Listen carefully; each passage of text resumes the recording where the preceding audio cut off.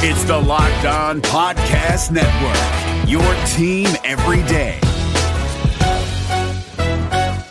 Today's episode is brought to you by HelloFresh. With HelloFresh, you get farm-fresh, pre-portioned ingredients and seasonal recipes delivered right to your doorstep. With the cost of groceries going up and up, now is the perfect time to get started with HelloFresh. HelloFresh is cheaper than grocery shopping and 25% less expensive than takeout. I love HelloFresh for that exact reason. It saves me time and money, and I don't have to sacrifice taste or quality. For more information, go to HelloFresh.com/NHL60 and use code NHL60 for 60% off plus free shipping. Again, that's HelloFresh.com/NHL60. Again, today's sponsor is HelloFresh, America's #1 meal kit. Welcome back inside the lab, everybody. That is the Locked On Fantasy Hockey Podcast. Thank you for joining us for Tuesday's episode. We got a lot to talk about, so let's get right to it. You're Locked On Fantasy Hockey, your daily podcast on fantasy hockey. Part of the Locked On Podcast Network, your team every day.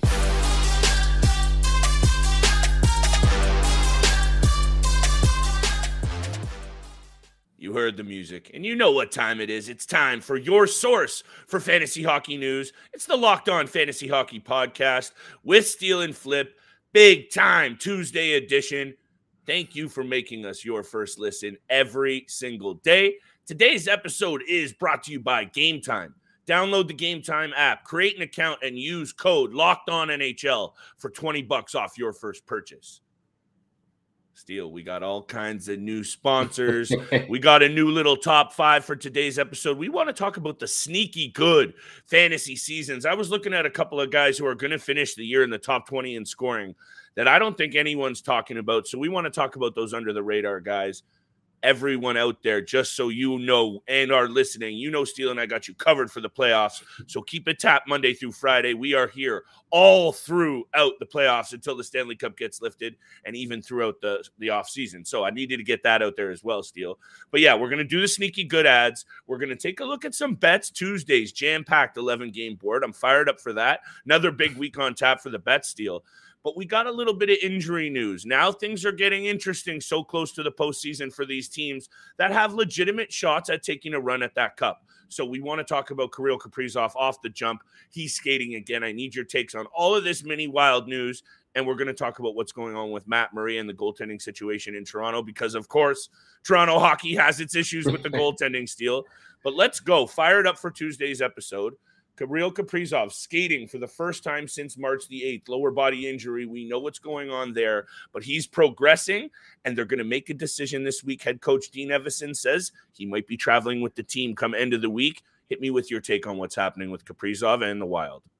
I think that's absolutely great news to hear. You get him back on the ice, practicing with the team, get his feet moving a little bit, shake off a little bit of rust that he's missed, dealing with this injury that happened a while ago against the Winnipeg Jets. But the Minnesota Wild have played great without him. I'm not saying that they don't need him because they obviously do heading into the postseason. It's a different type of atmosphere in the playoffs, but the Minnesota Wild are 8-2-2 without Kirill Kaprizov this season. And that's an absolutely fantastic record and shows a lot of their characteristics as a team and their defensive abilities. The goal differential is +9 without Kaprizov as well. So they're playing great defense and they're getting a ton of offense from guys that have stepped up, like Matt Boldy having a couple of hat tricks in the span of 5 games. Joel Eriksson has really stepped up. Ryan Hartman in the absence of Kirill Kaprizov. And one guy that it really has hurt is Matt Zuccarello. I don't think Zuccarello has been as dominant as he has been that we've seen when he is playing with Kirill Kaprizov. So once Kaprizov is back, I think that will give a lot of confidence to the rest of his teammates, especially Zuccarello. But they've done well without him, but they're going to need him for the playoffs. So it's great to hear that he's back on the ice skating. And, you know, maybe he gets in for the last couple of games. I think they have 6 games remaining on the schedule. So maybe he plays the last 2 games of the season and gets him a little bit ready heading into the playoffs. That's where I actually want to head with my question for you on the Wild in 1 second. But I also just need to say this because I think this is critical for this team. They've really positioned themselves nicely here over the last 6 weeks, Steele, leapfrogging the Avs and the Stars, because I think this team's success is closely tied to its ability to maintain home ice. They've been one of the more stingy, tough against teams to play at home over the last number of seasons. And in my opinion, just when I think, fortresses of barns to go into and play that are tough. Minnie's right there at the top of tough buildings to play in. That crowd's going to be rocking for home ice advantage. So I think it's critical that they, only a 1-point lead on both of those clubs. So I think their success this postseason ties very closely to their ability to maintain home ice. But let me hit you with this question before we move on to the Leafs. If Kirill Kaprizov isn't able to get any games under his belt, are you before coming back for the postseason? Because I think it's clear he will be back for the postseason at the very latest. Are you concerned about his ability to immediately have an impact, or is he just that good now that he's going to step right back in and regardless of having any previous run, get it done? No, I'm not worried whatsoever because we know what he's capable of. There was the same question over Kirill Kaprizov when he came into the NHL and was making his debut with the Minnesota Wild as well. And look what he did then. He puts up a crazy amount of, what do you have, 97 points last season, over 100 points last season. I don't know the actual number. 108 points still. He had 108 points last season when people didn't even think he was going to be a superstar in this league. So I'm not worried whatsoever. Look, again, the Minnesota Wild are playing great hockey without him. They would love to have him back in the lineup. If he's not ready to go until the playoffs, I don't think that hurts their chances as well, because look at how they're playing without him. They're going to be a ton better. And I think it goes along to what you said as well, and playing for home ice advantage. I think that's what's hurt them in the past couple of years, is always finishing third in the Central Division or finishing in a wild card spot, not having that home ice advantage, because they can play with some of the best.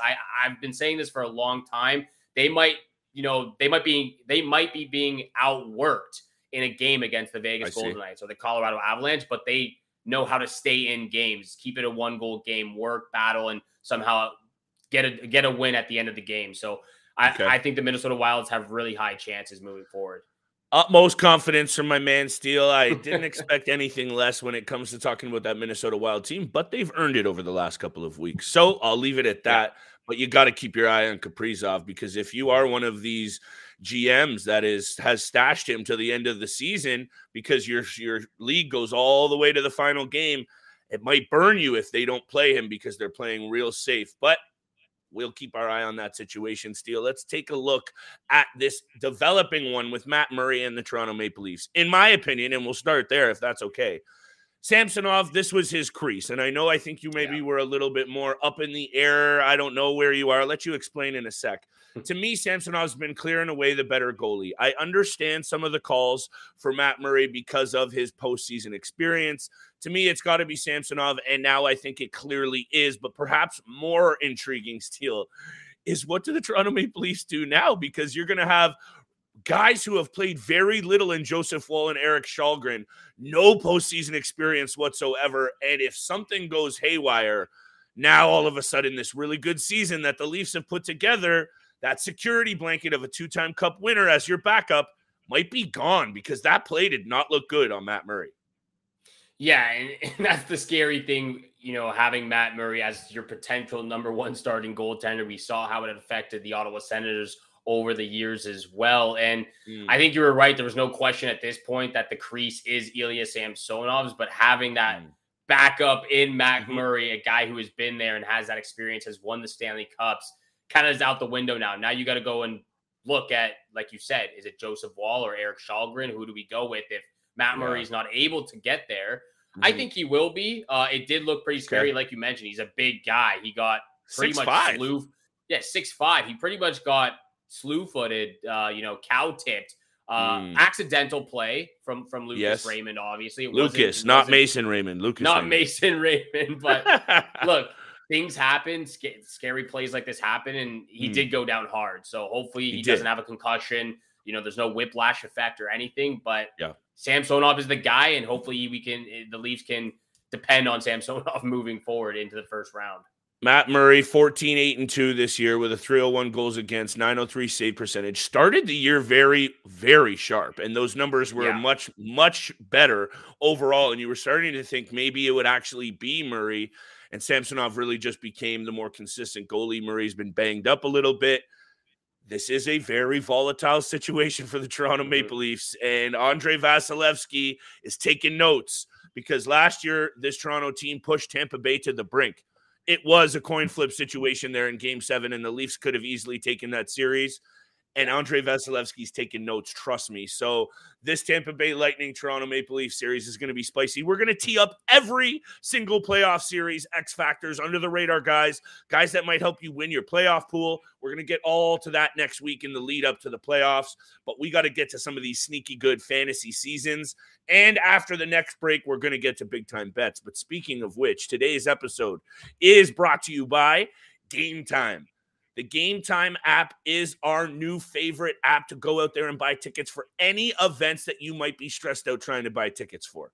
It is easy and it takes the stress away. Game Time is fast and it helps you buy tickets for all sports, music, comedy, and theater events near you. With killer deals on last-minute tickets and their best price guarantee, you can stop stressing over tickets and get hyped for the fun that you will have at your next event.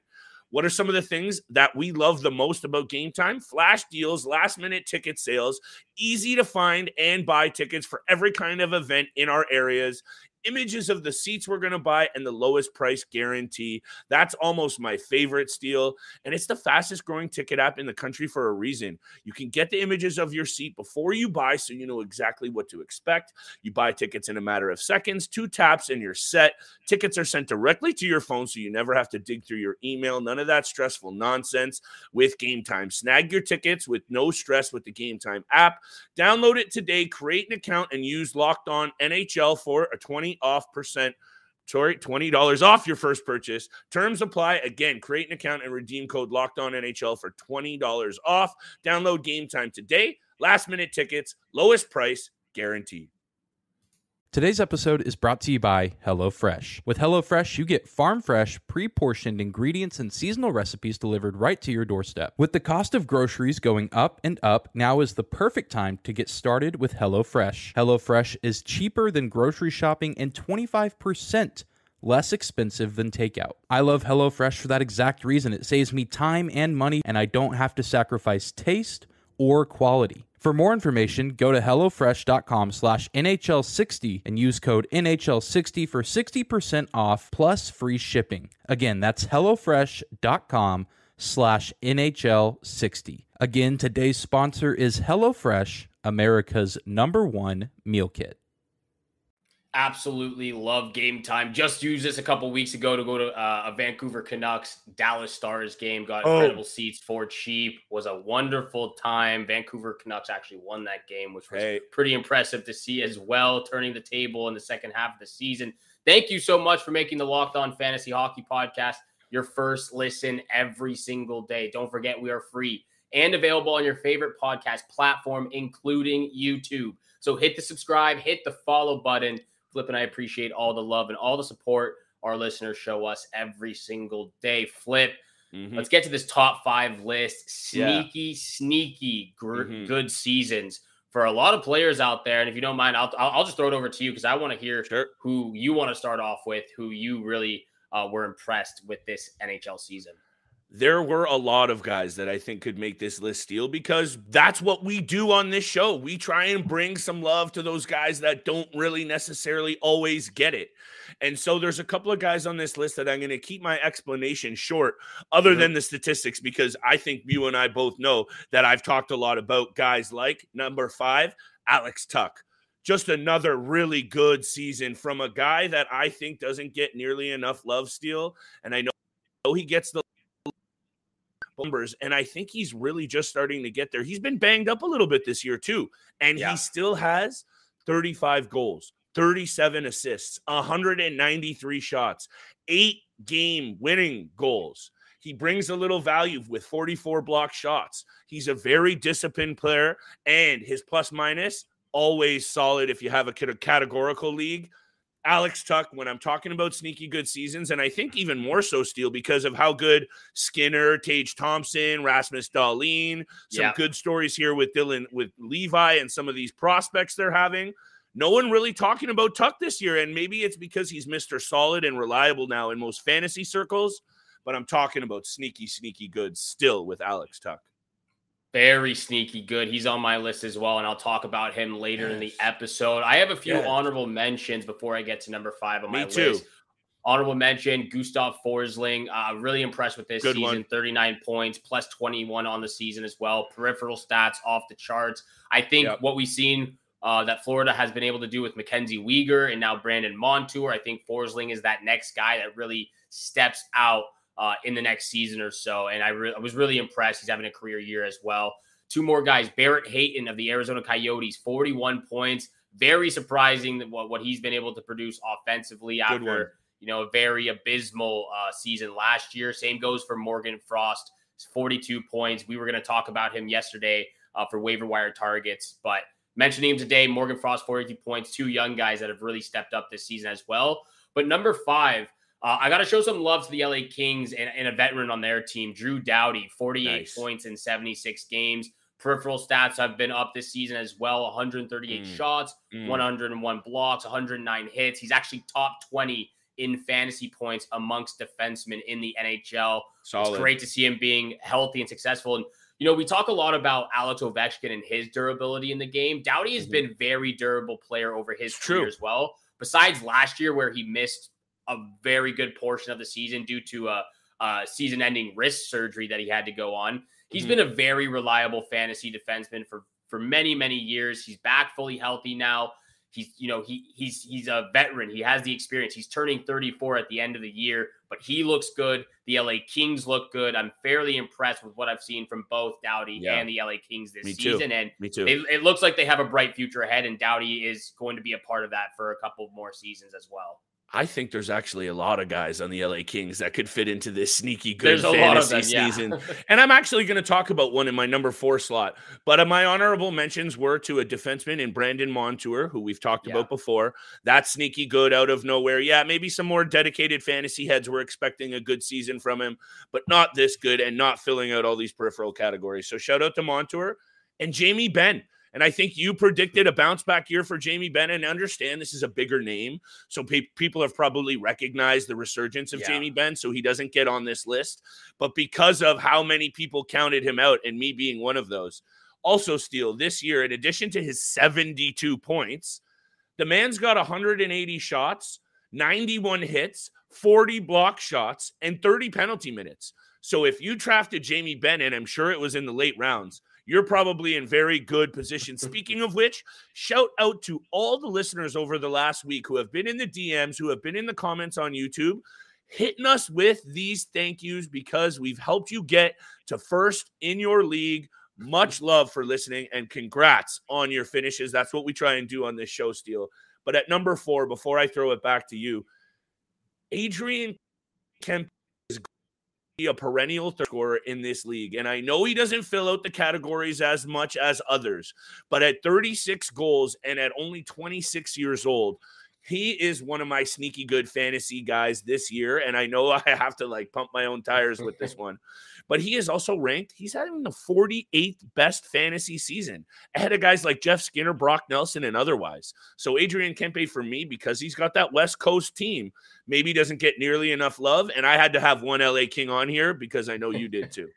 I knew you were going to have Adrian Kempe or Victor Arvidsson, one of those 2 guys. But there's a lot, like you said, there's a lot of LA Kings players that could have been on this sneaky good top 5 list. I know you absolutely love this player. Travis Konechny from the Philadelphia Flyers, 56 points in 54 games, on the verge of a 30-goal season before he gets injured. The first time, he still could do it because he's back now. So could be the first time in his career he puts up 30-plus goals in a season. He's absolutely great for fantasy banger leagues as well. 73 penalty minutes on the season, 177 shots. The other peripherals are down because he's been injured. He's only played 54 games this season. But if he was able to stay fully healthy for the Philadelphia Flyers, to me, there's no question they would at least be in the race. for a playoff spot, because without Travis Konechny, the Flyers went 7-10-5 this season, and they're only 13 points back of a wild card spot right now. If they win a couple more of those games, if they're 500 in that 22 game span without Konechny, or above 500 record in that span without Konechny, then they're potentially in the race. And again, if he stays healthy, I think we see Konechny put up 80 plus points on the season, because he was a point per game player. And again, the Flyers would have been in a playoff spot. So I got to mention him because he's been very underrated for the Flyers. Definitely. And just a guy who really, for me, passes the eye test. I love the way he plays with edge. He's a very underrated skater, underrated shot. A lot about what his game steal. I think you're going to see also a lot of respect put on this player's name. As the Philadelphia Flyers come back to respect themselves, they will have some love for Travis Konechny down there in Philly, and it will resonate throughout the league because he's just that good. Love that you have some attention to that player, because he was very close to making my list. But my three guys, Steele, that I have in the top three, and we'll get there in a sec, I think you're really going to like and probably guess at least one or two of them. Yeah, I think you actually might be surprised with, well, you already know one of them. I've got Alex Tuch still I got to talk about, but you might be surprised. Love that. Might be surprised with at least one of these next players, but we're going to get to that very, very soon. The top three sneaky good players to have a fantastic NHL season in fantasy leagues, as well as big time bets at the end of the episode. But we got to talk about our other sponsors that we love here. This episode is also brought to you by our friends at Built Bar. If you're looking for a delicious and healthy treat, then you need to try Built Bar right now. If you're like me, where you want to eat healthier, but don't want to compromise the taste, then man, oh man, do I have just the thing for you. It is Built Bar. That with Built, healthy is actually tasty. Seriously, the most delicious treat you will think. You think they're actually not good for you, but they're the perfect snack before or after the gym. And what makes Built Bar so good? They are covered in 100% real chocolate, the most delicious thing to start the day, honestly. They come in unbelievable flavors like churro, peanut butter brownie, and coconut almond. And now you don't even have to wait to order a box from Built.com. You still can, but now you can get them at your local Walmart or Sam's Club. Just walk to your nearest Walmart, walk to the pharmacy section, and grab yourself a box of Built Bars, a 4-bar box of cookies and cream, double chocolate, or coconut puffs. And if you're close to Sam's Club, run in, grab a 13-bar box with our hit flavors, brownie batter, and churro. Get some Built Bars and definitely thank me later. Hey there, Locked On listener. Erica L. Ayala from Locked On Kraken here. And I just learned Discover credit cards do something pretty awesome. At the end of your first year, they automatically double all the cash back you've earned. That's right. Everything you've earned doubled. All of the cash back from eating at your favorite soup dumpling restaurant doubled. All the cash back from that trip where you sort of learned to snowboard also doubled. And the best part, you don't have to do anything ridiculous to get it. Nope, Discover does it automatically. Seriously though, see terms and check it out for yourself at discover.com/match. And thank you so much for making the Locked On Fantasy Hockey Podcast your first listen every single day. Don't forget, hit the subscribe, hit the follow button. We appreciate all the love, all the support you show us every single day. Let's get back to this top 5 list of sneaky good players that have kind of flown under the radar, should move up draft boards in next season's fantasy hockey draft. I'll start off with my number 3 player, a guy that I've frequently talked about, haven't talked about recently though, and I got to show some love to the Seattle Kraken, Jared McCann. 35 goal season, 60 points, new career high for Jared McCann. He's 27 years old. Again, he's played for a lot of teams, but he's now playing for a new franchise in Seattle. The team looks solid. They're now competitive after year 2. They're going to be in the playoffs for the first time in franchise, first time in 2 years, which is outstanding. And the peripheral stats for Jared McCann, they're average 181 shots, between 30 and 60 hits and blocks, but this is Jared McCann playing 16 minutes on average this season. And I've said this time and time again, they need to play McCann more and more, because if he's putting up 35 goals and 60 points, the season's not even done yet. And he's only averaging 16 minutes this season. Imagine if he's averaging 18 and a half, 19 minutes next year or the year after that, alongside playing with some of these other guys, Beniers, Vince Dunn, who's really stepped up. I think the sky's the limit for a guy like Jared McCann, who can really put the puck in the back of the net. He can, and I think to me, Steele, it might be just an indication of a player just who gets a little bit streaky at times, and maybe that's just the coaching staff having to rein him in, but I'm with you.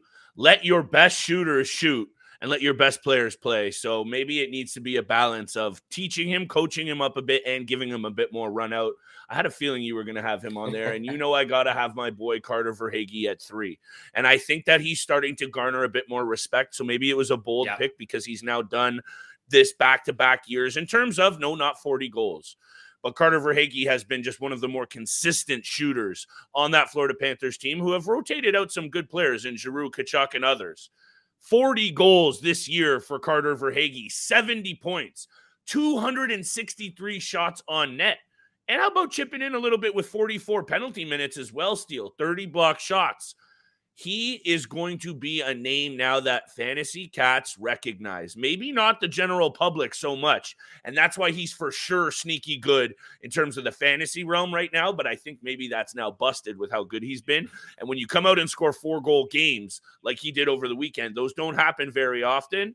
You're going to start getting people to pay attention to your name. But to me, Carter Verhaeghe, well-deserved on this list and just getting better at only 27 years old. Yeah, I think he should be on the list, but we just talked about him so recently. I didn't want to throw him on the top that's why 5, we're keeping that one short. I'm not mad about Carter Verhaeghe. He should be on the list because he's been a star for the Florida Panthers. So he's been fantastic. Number 2 on my list, though, is Jack Eichel. And I feel as if people really need to be reminded of Eichel's talent and that he is a star in the NHL, because I don't think a lot of people have been talking about him enough. 62 points in 63 games this season, 212 shots, 52 blocks, 53 hits, a plus 23 as well. And again, I understand the reasoning of why he kind of slid down draft boards or wasn't drafted as high as I expected because of the injury. And he's dealt with the injuries this year. He's missed 15 games already. That's just it. But look at what the Vegas Golden Knights have been through as well this season. They've dealt with a ton of injuries and still continue to deal with a ton of injuries. Eichel has missed 15 plus games. Pietrangelo has missed time. Theodore has missed time. Stone has missed half the season. They've dealt with goalie injuries, and yet they're still at the top of their division in the Pacific Division. So they've dealt with all these injuries. Plus, at the same time, Eichel leads the team in points, and he's played 15 less games. So I understand with all the injury concern. Again, he's been injured this season, but people need to be reminded of his talent and that he's still a star in the NHL. I understand, but got to show respect to Eichel, who's, again, kind of leading this Vegas Golden Knights in the division. Everything you said about him leading the Golden Knights and stepping up and the injuries are all on point for me. I don't know. There just seems to be so many more guys. And again, the injuries play a factor. There's just a lot more guys for me that have produced more fantasy-wise this year that deserve to be on this list. But the fact that all of those key players on that roster have gone down, including himself, and he's been able to maintain that point lead and keep that team right there at the top of the division, deserves credit. So I'm not going to hate on you. But when I look at the list and there's guys like even, the guys that we've mentioned, but the last 2 that I have, and at number 2, John Tavares is having more productive a year than guys named Timo Meier, Artemi Panarin, Roope Hintz. And no one's talking about Johnny T. Seriously, maybe it's because he plays in Toronto and no one loves the Toronto Maple Leafs and it's hate. 33 goals, 43 assists, 106 hits. 106 hits. Oh, wow. And also, Steele, what's most impressive with me with this player, 7 game-winning goals, 34 penalty minutes, and he wins his draws, which I know isn't a fantasy stat. He's winning his faceoff. It's almost 60% this year. He has just been so good. And when I bring up that list of the most fantasy points this year, he is right there in the mix with Tim Stützle, Alex Ovechkin, and Steven Stamkos. And no one's talking about him, so I just needed to show some love to a guy who's also been doing this basically every year of his career since entering the league. Look, if one of us didn't have a Toronto Maple Leaf on this list, then something is wrong with both of us. But no, I'm glad John Tavares is on the list. He should be on the list. Who you got at number 1?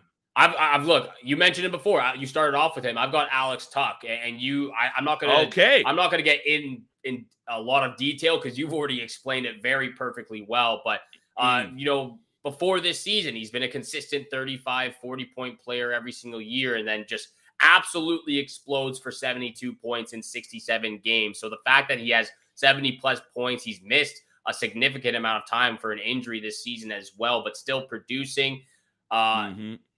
Yeah, the peripheral stats are great with a guy like Tuch, and you mentioned it. You've got 2 young stars that he gets to play with in Thompson and Dahlin for many, many years. There's many other notable pieces that we could talk about that are on the rise for the Buffalo Sabres in the next few seasons as well. So there's a bright future moving ahead, and Alex Tuch is a part of that. And he is, again, right there with Dahlin and Tage Thompson, blossomed into a star in the NHL. And that's why he's at number 1 for me, because he just absolutely exploded and has been overlooked because of Dahlin and Thompson a little bit. And I think when I started to think, wow, that was bad. Sorry, guys. When I was taking a look at some options for this list today, and what started my thought process down this road of sneaky good, Ryan Nugent-Hopkins is having a career season steal, and I really feel that no one's talking about it. He's at 8th. He's sitting at 8th in NHL scoring. And when you look up that list again, and I love this, shout out fantasydata.com, great tool, on the most fantasy points, best fantasy seasons so far. Smacked right in between a 40-plus goal scorer in Braden Point at 14 and an 85-plus point man in Sidney Crosby at 16 is Ryan Nugent-Hopkins having the 15th best fantasy season. And I don't think, Steele, anybody is talking about it aside from dedicated guys in Edmonton because of what's going on with McDavid and Draisaitl, and even Stuart Skinner, rookie of the month, by the way, Stuart Skinner. Ryan Nugent-Hopkins, under the radar, sneaky good fantasy seasons. He's number 1 on my list. Yeah, I understand where you're coming from, but it's kind of hard to be sneaky. It's hard to be sneaky good when you put up 96 points in a season. Like, that's not. He's never done it. I know he's never done it, but it's not. I don't know if it's a little. It might be. He never even cracked 70 points before. I don't know. And wait, who did you just have on your list before Tuch? Because I wasn't here for that. Don't need to go back on that. Let's get over to big time bets.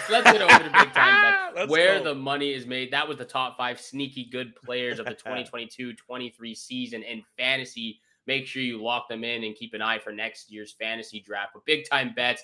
Let's wrap this show up with some money here. I'll just rattle off all 3 picks for Tuesday night. Flames on the puck line against the Chicago Blackhawks. It's a very easy matchup. There's a lot on the line for them. They're 2 points back of the Winnipeg Jets. They should go out there and absolutely dominate. Flames on the puck line.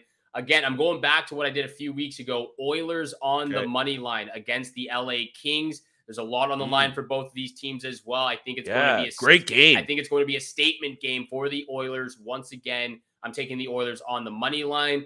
And once again, there's a lot on the line for both of these teams. I'm going to take the Nashville Predators on the money line at home against the Vegas Golden Knights. It's just a gut feeling. They've got a lot on the line as well, and they need these 2 points as they have, I believe, still 2 games in hand on the Flames and the Jets. So there's some big games with these 3 matchups here. I think you are right. 2 games in hand on the Flames. 1 game in hand on the Flames. And 1 now as well on the Jets deal. Down to 1, only 1. But that might change, obviously, every single night. We record early. Don't stick to us on those nitty-gritty details. I'm here for these picks, Steele. The only one I'd be a bit wary about is Vegas is 7-3-0 in their last 10 against Nashville. Yeah. But Nashville's got to get desperate, and you're playing a gut pick, so I'm not going to hate, not even one bit. Let me throw out the Detroit Red Wings going into the Montreal Canadiens. The Detroit Red Wings have beat some pretty good teams over the last couple of games. And they are 7-2-1 in their last 10 against Montreal. You're getting a very good odd at -115 for a Detroit team who is looking very confident now that they're basically completely out of it. Not mathematically, but they ain't making the playoffs this year.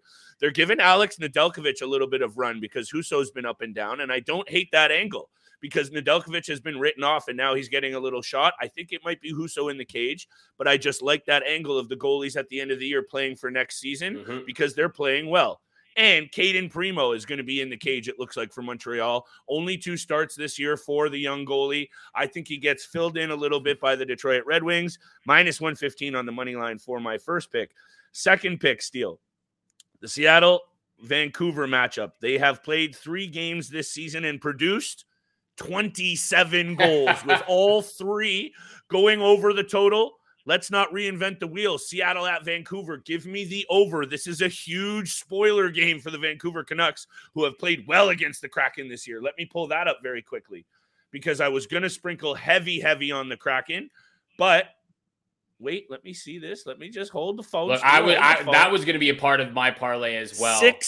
6-1-0. 6 wins out of 7 meetings between Vancouver and Seattle. But the last one, 6-1 Seattle. So take that for what you will. I really love the over. Stick with that and make some money. Lock of the night.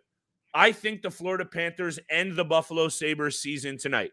I said I wasn't buying into the Sabres, not yet. I said Florida was going to leapfrog Pittsburgh. I'm sticking to my guns on both case. Florida and Pittsburgh are battling it out. 1 point difference each night. Florida slipping in and out of that spot. Give me the Florida Panthers at home on the money line. Just very quickly, Steele, I got one more number for you. Florida has points in 7 of their last 10 against the Sabres. So give me the Panthers on the money line at home. I like all of those picks, especially the over in that Canucks-Kraken game. Definitely going to parlay some of those together. Thank you so much for making the Locked On Fantasy Hockey Podcast your first listen every single day. For your second listen, though, check out Game to Game, every moment, every performance, every result. Locked On Game to Game covers every game from across the NHL with local analysis that only Locked On hosts can deliver. Thank you so much again for tuning in for today's episode with Flip and I. Have a great day. Good luck with all your bets out there, and we shall see you back here again tomorrow. Peace.